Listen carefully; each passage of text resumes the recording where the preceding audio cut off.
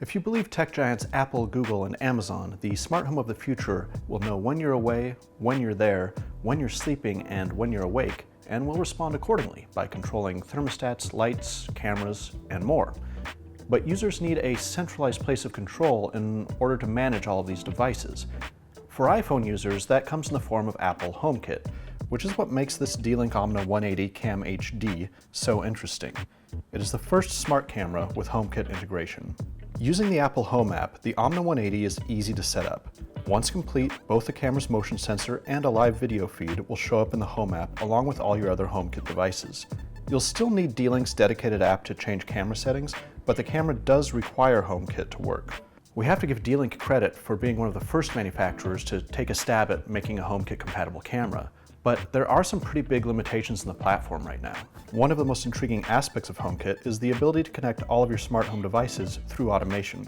For example, if the Omna 180 detects motion, it can turn on a smart light. However, HomeKit currently lacks some very basic options common to standalone security cameras. Want to turn on motion detection only at night? Can't do it. Want to turn on video recording only when you're away from home? Again, can't do it. Oh, and make sure you have an Apple TV, as HomeKit requires one to use as a hub. While older versions of Apple TV will work with the Omna 180 with limited functionality, only the latest 4th generation model allows for automation and viewing the live stream when away from home. As for the camera itself, it has a lot to like. It's not as small as some competing cameras, but the 180-degree viewing angle makes it easy to capture an entire room, although it does have a strong fisheye effect. Over Wi-Fi, the live stream loads instantly with nearly imperceptible lag. Video is recorded in full HD resolution, and two-way audio also works great. The camera saves files to a microSD card, which we certainly appreciate, although D-Link offers no cloud backup service, which may be a deal breaker for some security-conscious users.